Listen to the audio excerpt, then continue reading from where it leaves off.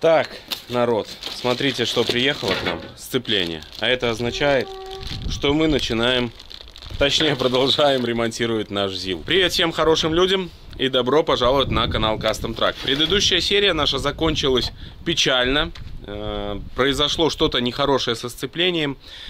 А именно, оно вдавилось и почему-то там осталось. Что произошло, до сих пор для меня непонятно, если честно. Возможно, я ошибся во время регулировки. Почему я так говорю? Потому что, естественно, мне ничего не приснилось, вариантов никаких решений. Я утром уже не смог сидеть дома. Поехал в субботу утром и залез под низ и начал разбираться, смотреть. Как выяснилось, наши лапки оказались сильно внутри. Вот. Почему так произошло? То ли там что-то стало на свое место, то ли еще что, я не знаю. Но приехал там к нам Дима, тоже помогал. И, в общем, я взял монтажку, начал нажимать, и сцепление, как выяснилось, работает. То есть мне нужно было все-таки просто более правильно отрегулировать, ближе пододвинуть опорный пятак корзины сцепления. После того, как я ближе подвинул, начал выжимать, и все, сцепление начало выжиматься и работать четко.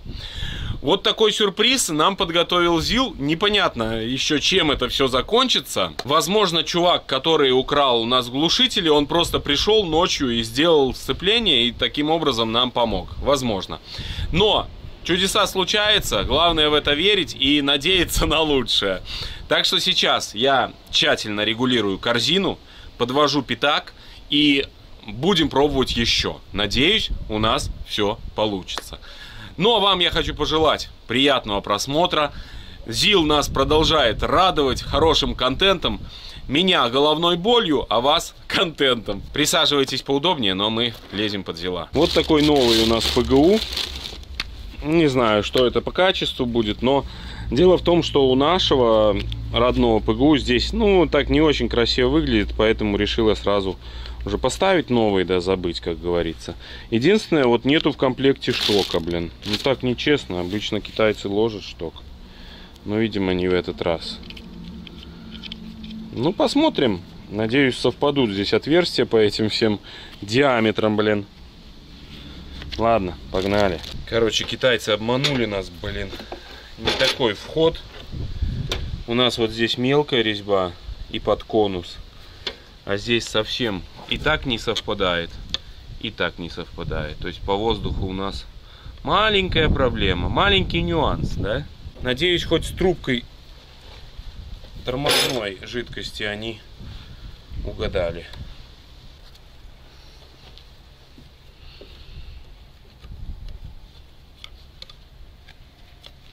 Не, здесь вроде все хорошо. Это уже радует. Ну а заднюю часть, наверное, попробуем перекрутить.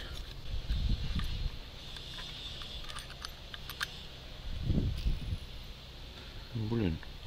Ну, кстати, уже сржавел. Здесь такая, видишь, конструкция, блин, сильная ее. Ну, сейчас попробуем. ПГУ у нас состоит из двух частей, пневматическая часть и гидравлическая. Пневматическая часть давит на гидравлику, и таким образом вам легко нажимать на педаль. Короче, здесь другая конструкция, и нам они не такие. Видишь? Блин. Ладно, будем что-то думать тогда с переходниками какими-то. Что поделать? Ну, китайцы. Это как раз таки у нас пневматическая часть, запитка ПГУ. Пришлось выточить маленький переходничок, но найти в закромах и немножко резьбу переточить, и у нас все получается. То есть воздух подсоединяем гидравлику. Сцепление я уже подрегулировал, то есть зазорчик там минимальный, все должно работать. Единственное, нужно где-то найти шток. Я не знаю, куда я его закинул.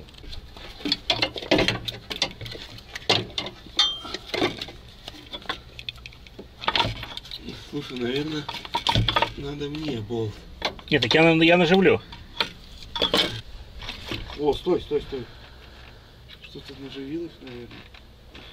Так, ну что, надо, наверное, трещотка на 17, да? Она сюда не влезет. Ну что ж, мы немного продвинулись с помощью Димы. Дима, всем привет. Привет. Также по книжке изучаем схему нашего автомобиля. Очень серьезная, и 12, и 24, и 2 генератора разных. Вот здесь две реле управления, 12 вольт и 24 вольт. И не можем найти ключи пока что. Но сцепление прокачали, сцепление тугое, но не могу найти пружину, вот, к сожалению.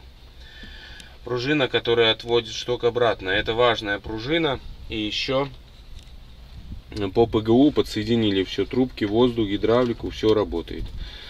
Ну и следующий этап. Сейчас попробуем разобраться с электрикой. Слева стоит два аккумулятора 24 вольта, а справа стоит один аккумулятор 12 вольт. Вот, судя по книге. Поэтому попробуем поколдовать с оригинальной системой. Такой план. Прежде чем мы продолжим заниматься нашим зилом, я хотел бы вам, друзья, напомнить, что если вам необходимо обслужить ваш автомобиль, при этом сэкономить время и деньги, то обязательно воспользуйтесь сайтом автоспот.ру. Заходим на автоспот, неважно какой у вас автомобиль, старенький японец, новенький китаец, кореец, цены есть на все автомобили. На этом бесплатном сайте вам нужно лишь выбрать свой автомобиль и какое ТО планируется. Далее появляется карта с ценами.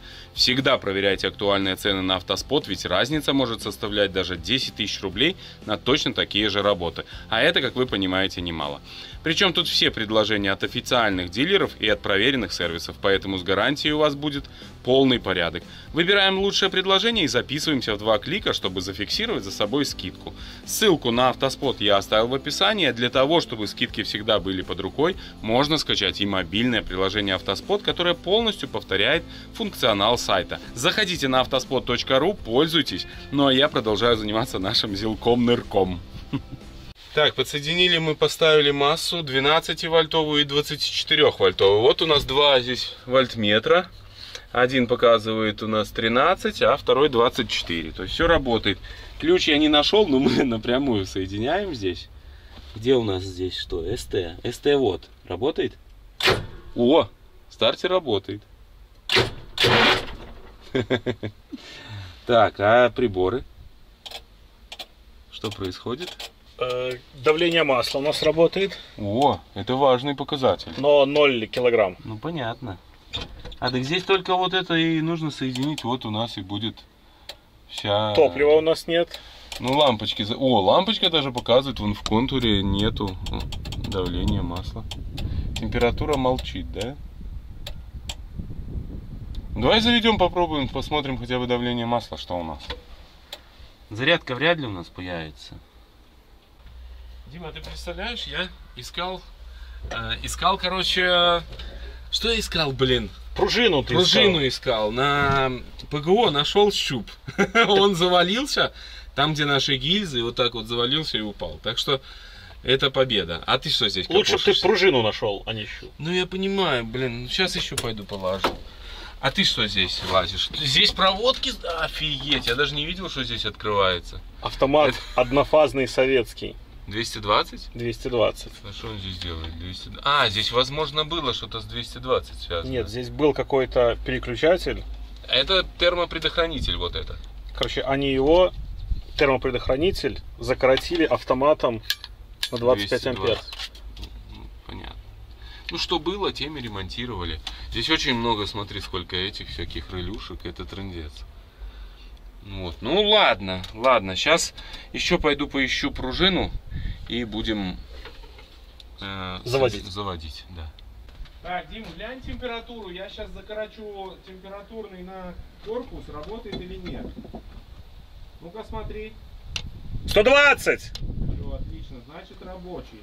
Да. Ну, во всяком случае, проводка рабочая. А посмотри, вот сейчас чуть-чуть дергается температурный датчик или нет? Нет? Ничего. Блин, возможно... А сейчас, подожди-ка, стой, сейчас. А давай второй здесь лампа контроль. О, дернулся. Дернулся? Да, вот только что. Значит, наверное, все-таки здесь датчик. Что-то не то с датчиком. Подожди, здесь еще один есть. Давай контрольную лампу. Может, есть какой-то датчик. Ну, давай. Смотри контрольную лампу. 120 градусов. Заклинил, да? Да, лампа не горит. 40. А сейчас активируется? Нет, ни лампа, ни датчик. Так. Ну, давай, может, вот эта контрольная лампа, стой. О, контрольная, перегрелся. Загорается на панели? Да, перегрелся мотор, не догрелся. Отлично. Все, значит, у нас типа тут более-менее что-то работает. Хорошо. Вот что снимать, Дима, надо этот колхоз. Ты снимаешь? Нет, такое не надо снимать. Надо. В общем, пружину я не нашел, друзья, и приходится колхозить. Ну, вроде будет нормально. Ну, посмотрим. Надеюсь, хватит нам на пару выжимов. Либо выдавит опять цилиндрики из-за дополнительной нагрузки. Не знаю. Ладно, в принципе, мы можем попробовать запустить мотор и даже посмотреть давление масла и т.д. и т.п. И температуру. Ну, температуру вряд ли. Ну, сейчас, короче, будем запускать. Пойду проверю масло и антифриз ушел у нас или нет. Кстати, там на самом дне. Ну, ничего страшного. Не, лучше дольем. Куда он, интересно, ушел? Где-то же, значит, есть утечка.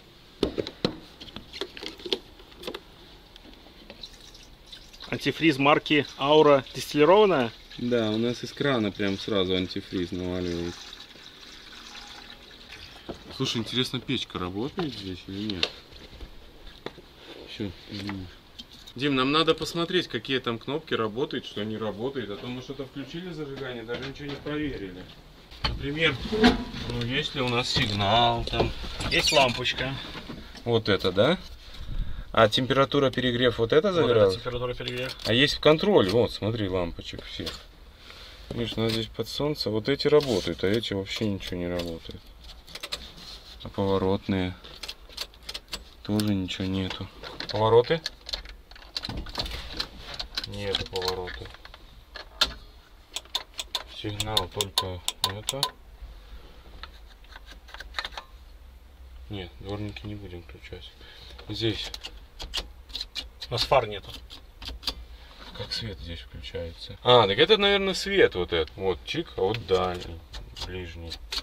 Вот это свет, наверное, включаешь, но это противотуманки. Ну, как вот обычно ж, я не знаю. Знак автопоезда здесь зелененьким горит. Здесь что? О, печка. О! Два положения, ты понял? Офигеть.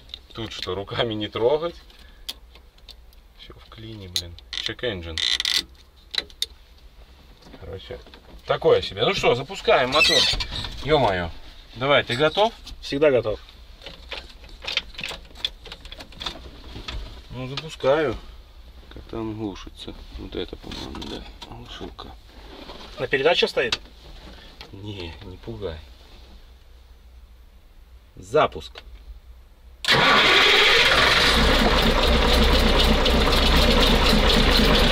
Оно воздушится, видишь,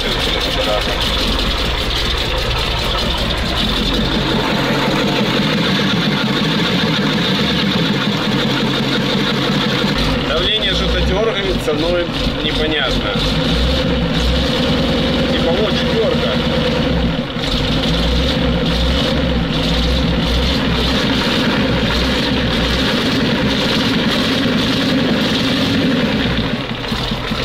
Ну пусть прогревается, обкатывается.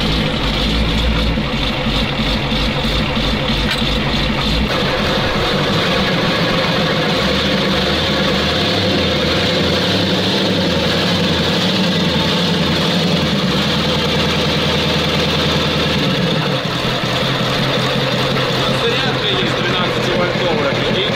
А 24? 24, по-моему, нет. Хотя, стрелки не меняются.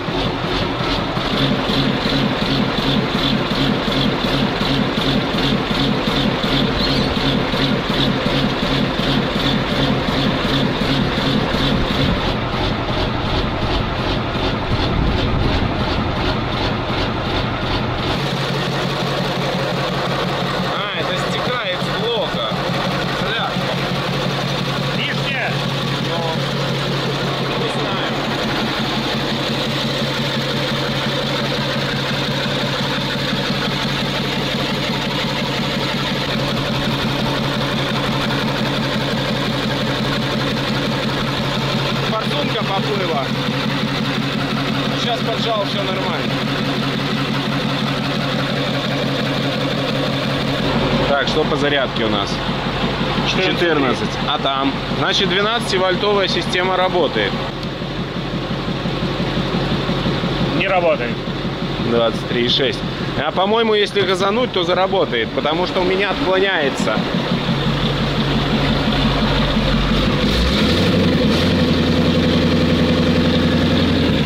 Сколько, Дима? 25! Еле-еле. Это общем 23.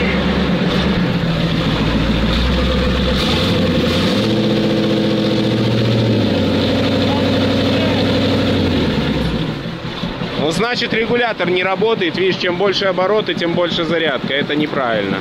Но это уже мелочи. Это мы разберемся. С зарядкой мы точно разберемся. У нас нет воздуха, и мы не можем проверить сцепление полноценно. Так что нужно искать воздух следующим этапом. Проверяем, есть ли выход с защитного клапана. А еще здесь есть непонятная фишка. В одном ресивере с одной стороны есть давление, со второй нету.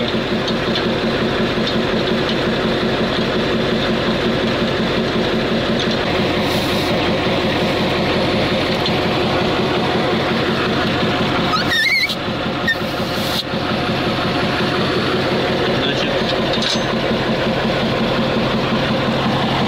что бы это значило? Ладно.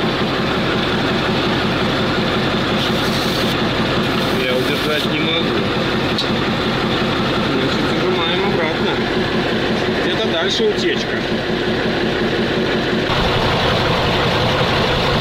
Непонятно, в общем. Сам этот сбросной клапан, видимо, пропускает. Но сейчас попробуем, заглушку закрутим.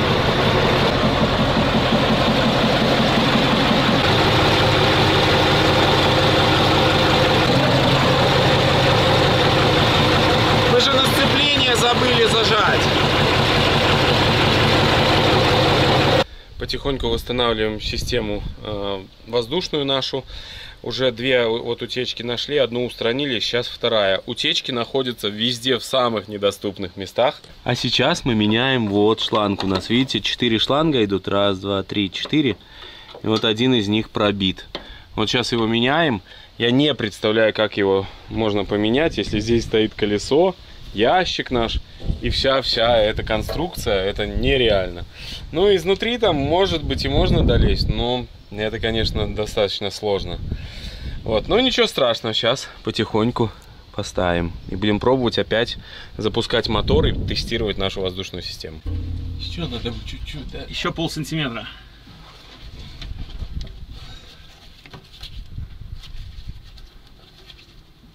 Все, зашел. Зашел? Зашел. Отлично.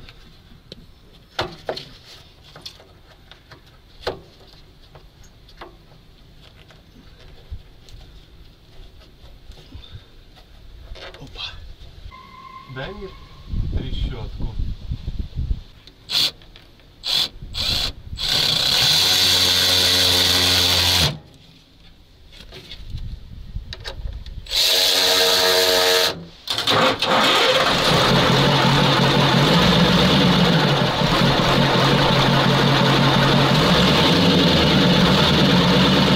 Пока качается воздух, Дима разобрал вот эту конструкцию, и непонятно, что это. Кто у нас опытный радиоэлектронщик, подскажите, что это такое.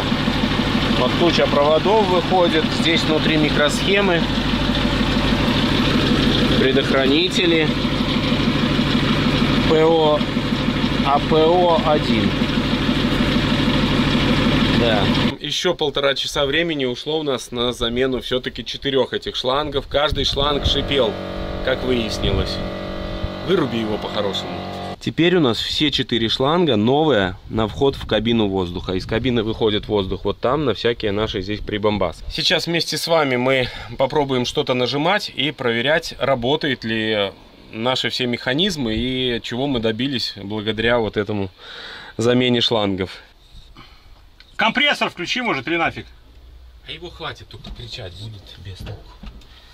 Так, рычаг. Все, Дима, видал? Это Ракета. повышенные, это пониженные. Сцепа. Тоже работает. Работает. Давление у нас 6 показывает.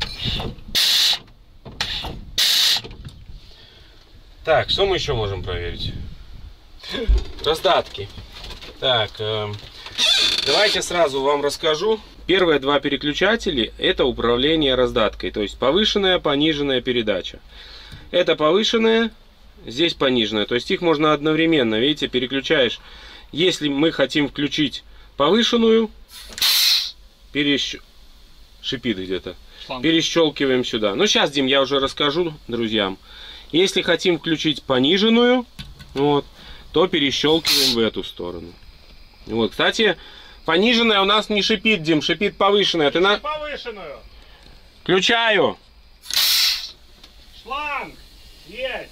Нашел? Шланг. Отлично, ну, слава богу. Так, не тратим воздух. Это включение межбортового дифференциала. То есть, либо правый борт, либо левый у нас при выключенном его положении работает. Если включаем, то полностью блокируются все 6. Гребут и правый борт, и левый. То есть межбортовая блокировка. О-о-о-о! Дима, что там? А я отсюда вижу. Он. Не знаю, вам, друзья, видно? С обратной стороны зайди. А там я вижу с обратной стороны. Он, видно, несколько дырок, да? Он весь прям, весь такой. Ну, ясно. Так, ну и ком. Ком нормально все. А попробуй покрути за кардан. Ну-ка, стой, я сейчас отпущу. А сейчас кручу. Работает. И шланг живой. Отлично. Еще 2 шланга на замену. Ручник. Ой, ручник. Отпустился ручник. Работает. А как цилиндры там работают? Дай камеру. Покажешь друзьям? Покажу ручник. Ручник! Так а я сейчас стою на ручнике. Вот, поставил. Поставил на ручник. Снял. Снял с ручника. Ракета. Сейчас снял с ручника, да? Оно накачивает в цилиндры воздух и расходится. А когда выпускаешь воздух с цилиндров, пружины сжимают диски, и он становится на ручник. То есть вот эти пружины, это пружины ручника. Ну, типа как энергоаккумулятор, только вот, ну, пружины наружу. Ну, слушай, нормальная тема. Но он у нас, получается, что он у нас разрегулирован весь. Коль он же сейчас катится у нас, так? Да, воздух сойдет, он должен, по идее, сжать колодки, но он не сжимает их. Ну, здесь, скорее всего, что-то разрегулировано, поэтому, ну, так это, вот оно, я вижу, видишь, кручу рукой, грубо говоря. Ну, вот, наверное, я так понимаю, эти болты отвечают за регулировку. Ну, уже хорошо, что вот эти шланги целые, а здесь где шланги у нас? Кирдык. Этот на входе. Вот этот? А этот в 2 местах. Вот и тут вот этот. И тут. Ага. Это в 2 местах. Все понял. Надо снять, посмотреть, какие там штуцера. На ком целый шланг. Все понял. Какие штуцера, и тут нам придется повозиться с этим делом. Да, эти шланги явно 20 лет никто не откручивал, блин. Кстати, кто-то у меня из подписчиков спрашивал, когда будет 20 лет гаражу. И вот на самом деле это уже когда-то надо у Юры спросить. То есть 20 лет реально нашему гаражу скоро будет. Блин, здесь шланги с мелкой резьбой, Дима. Это труба. Понимаешь? Это труба, меня? это шланг. Ну да. Блин. Ну мы, по идее, можем, видишь, спасти эти штуцера и где-то, чтобы нам гидравлисты. Но у нас, к сожалению, в городе никто не делает шланги гидравлические. Нету такой организации. И это хреново. Гадя Петрович хреново.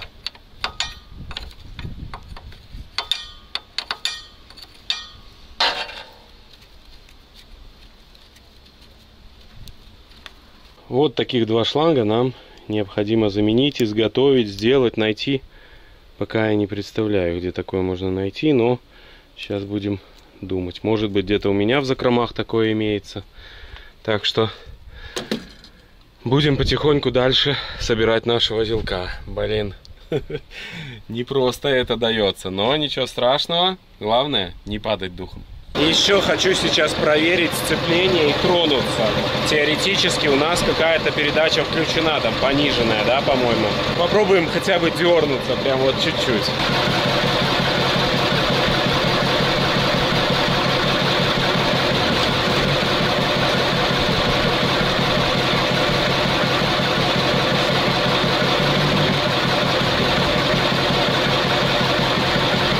Первые сантиметры прошли успешно, это классно. То есть со сцеплением у нас вроде бы все в порядке, правильно? Потому что, ну, как-то он резко дергается, но это, наверное, нормально. Просто он стоит, видите, на чем у нас. Вот, но то, что он уже дернулся, это класс, это класс. Значит, с большего у нас все в порядке. Продолжаем дальше ремонт.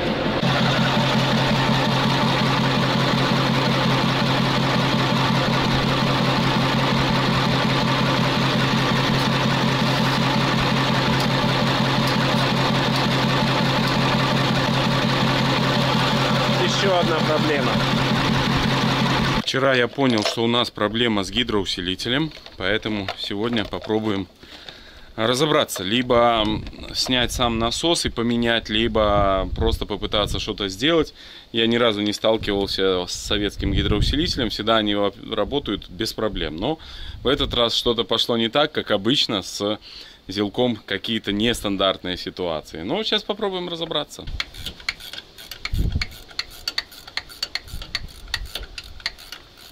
Блин, нафига я этот кронштейн раскручиваю? Ёп. Ай, Дима Димов. Можно было просто открутить два болта сзади. Еще нам нужна отвертка.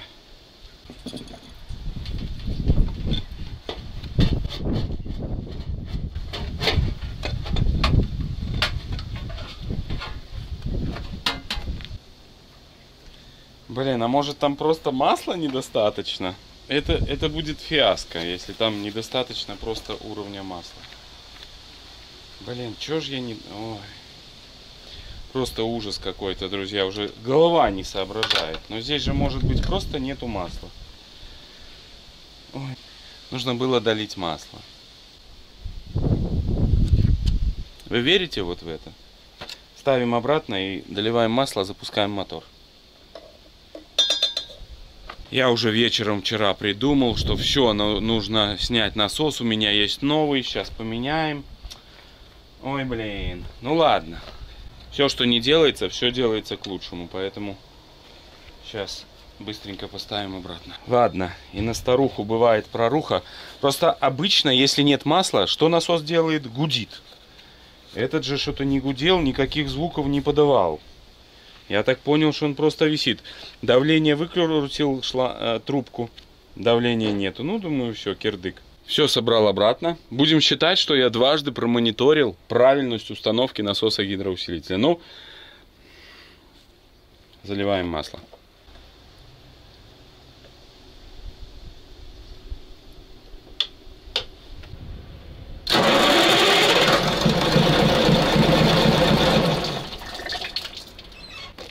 Обраткой все выгнуло. Надо ставить фильтр и закрывать крышку, иначе вариантов нет. Здесь внутри стоит пружинка, которая поддерживает фильтр.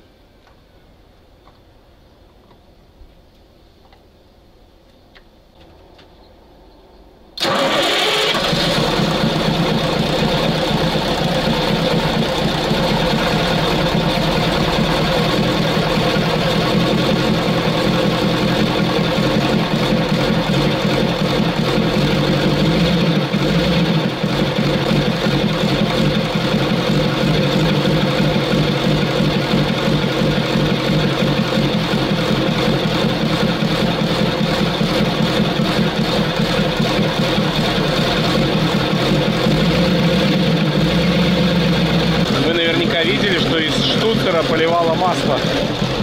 Блин, что же вы мне не сказали? Но начал работать гидрач. Все хорошо. Сейчас мы дольем еще жижи. много выворачивать страшно, потому что можем упасть.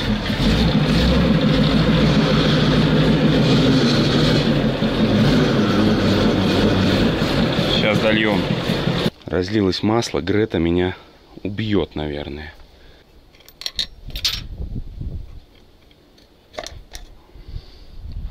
Щуха. Как теперь барашек искать? Это всегда задача здесь сложная. К сожалению, не нашел я барашек. Куда-то упал и все. Ну, облазил все. Пришлось найти другую, но не страшно. Запускаем еще раз.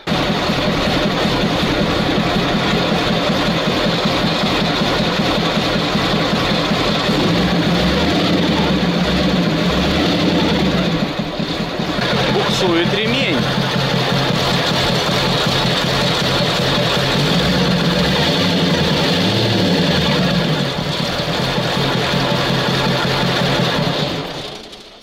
Сейчас чуть-чуть подтянем. Не зря здесь их два должно стоять, видимо. Но чуть-чуть есть возможность подтянуть. И такое чувство, как упирается куда-то рулевое, блин. Не знаю, либо задняя ось у нас прям в клине.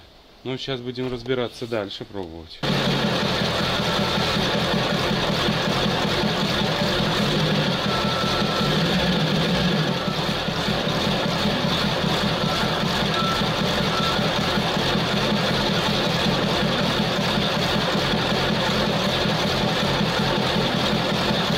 Такое чувство, что задняя ось держит. Сейчас попробую пошевелить, что здесь происходит.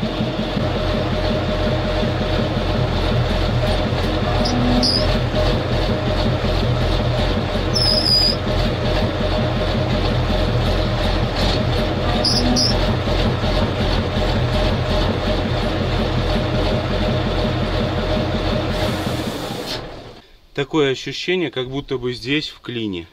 Все у нас в очень сильном клине. Ладно, наверное, этот цилиндр мозги компасирует. Сейчас попробуем подключить второй гидроусилитель, насос. Он стоит справа от двигателя, и он отвечает за заднюю ось. Ну и попробуем. Он почему-то у нас отключен. Попробуем его возбудить, и может быть это поможет. Вот он у нас отключен почему-то, но он именно и был отключен. Ну, сейчас посмотрим, что с ним не то. Здесь отсутствует какой-то, видимо, кусок шланга. Ну, будем разбираться. Это обратка, понятно. У меня здесь где-то валялась кусок трубки. Вот. Вот. Это, возможно, то, что нам надо. Потому что я помню, что это откуда-то отсюда. Мне так кажется. Видимо, все-таки в сильном клине цилиндр задний. Мне, к сожалению, не видно. Вам-то было видно, где он там клинит. Но там два их стоит цилиндра. Один амортизационный, я так понимаю, наверное. Ну, сейчас попробуем найти такую трубку. Вот такого плана. Чтобы она была с двумя штуцерами. Покопался в закромах и нашел вот такой зиловский шланг. Он, правда, видите, бэушный.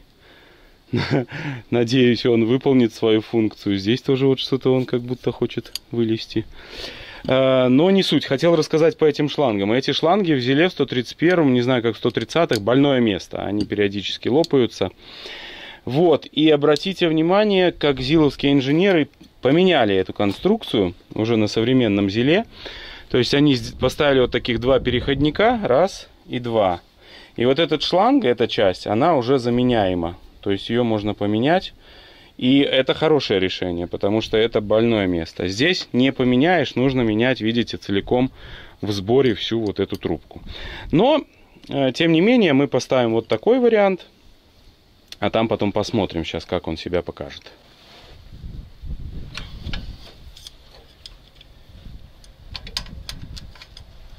В общем, какой-то у нас происходит серьезный уже колхозинг.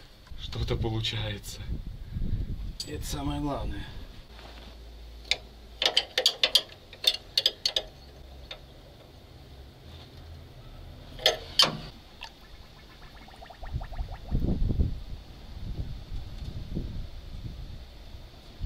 Я чувствую наш шланг. О, Хорошо, что не запускал. Сейчас бы был опять Грета Тунберг. Надо поменять шланг.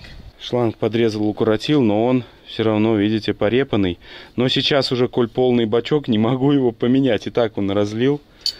Ладно, сейчас запустим мотор. И потом после этого попробуем долить жидкости и поменяем сразу шланг.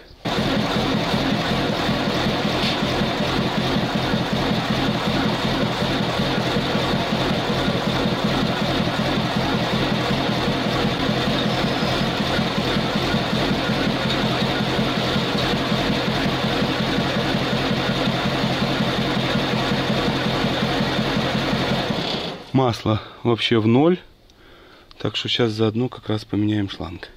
Естественно, я не думал, что здесь все будет так просто. Взял и вот так по щелчку пальца оживил эту машину. И так было понятно, что здесь будут проблемки. Поэтому потихоньку, по чуть-чуть будем эти проблемки решать. Вместе с вами, с вашей поддержкой нам вообще ничего не страшно. Кстати, огромное всем спасибо за поддержку на Бусти. Спасибо всем, кто поддерживает нас постоянно. От души огромное-огромное спасибо. Именно благодаря таким людям мы можем существовать и снимать для вас интересное видео. Ну а, друзья, если у кого-то из вас есть желание поддержать нас, наше творчество, наши здесь проблемы, то переходите на Boosty. Во-первых, вы получите доступ к уникальному контенту, который я выкладываю каждые 2-3 дня о том, что у нас здесь в гараже происходит. А также будете смотреть ролики без рекламы. Так что переходите, подписка недорогая, подписывайтесь и тем самым будете поддерживать нас. В общем, проблема опять. И проблема это вот здесь. Сгнила трубка. Задний гидроусилитель.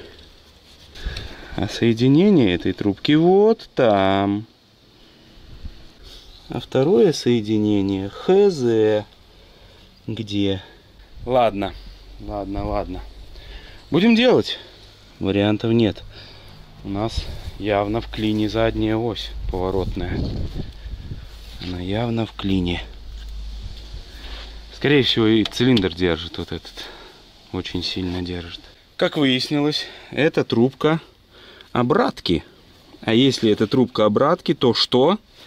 То мы можем просто поставить кусочек шланга, и никакой проблемы не будет. Так что откручиваем и пробуем вставить кусок шланга.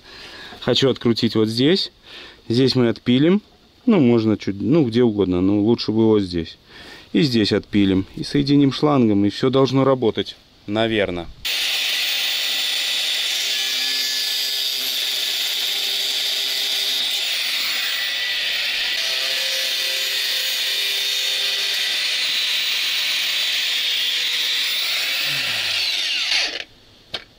Фух, бляха. Вот она причина.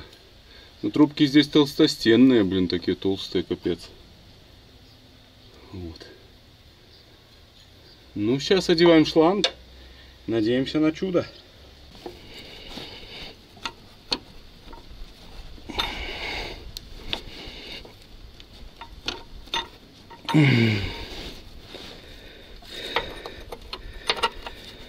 Плотноватый шланг.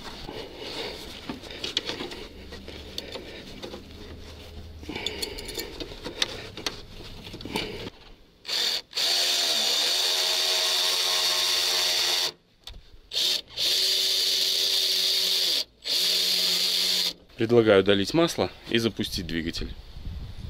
Запустил я мотор. Есть две хорошие новости. Трубка не течет. Вторая новость, то, что разгрузка сработала, все хорошо работает. Ну а третья новость, колеса не вращаются.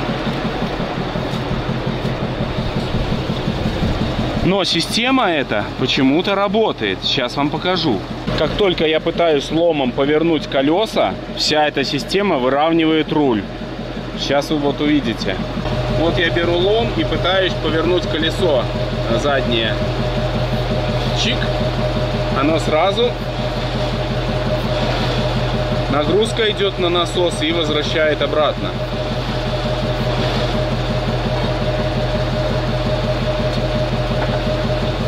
А что происходит и почему не дает повернуть, когда я поворачиваю основную эту тягу, тоже непонятно. Может быть, оно тоже, я борюсь с гидравликой с этой. Но мне почему-то кажется, вот по следам, что вот здесь амортизатор срабатывает и все. Хотя эта вся конструкция как бы двигается. Сейчас попробую ломиком без гидравлики, что произойдет. Ну, я типа выворачиваю колеса, но я просто не могу продавить. Но я могу чуть-чуть их подвигать.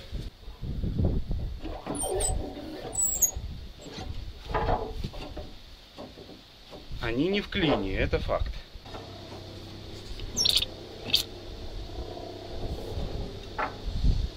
Так, наверное, это максимум, что я смог вывернуть.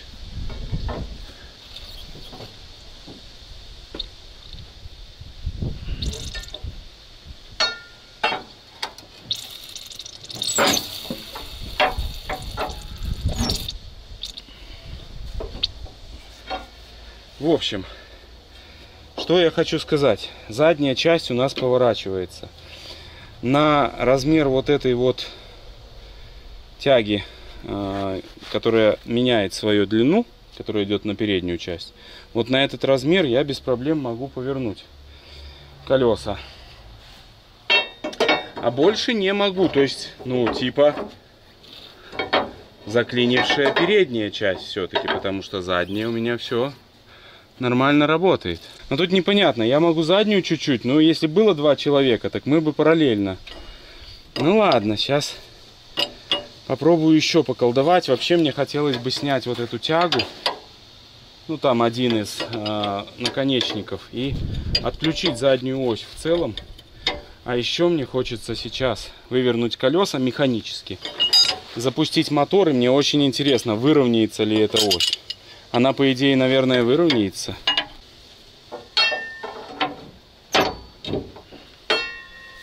И попробуем запустить мотор, посмотрим, выровняется она или нет.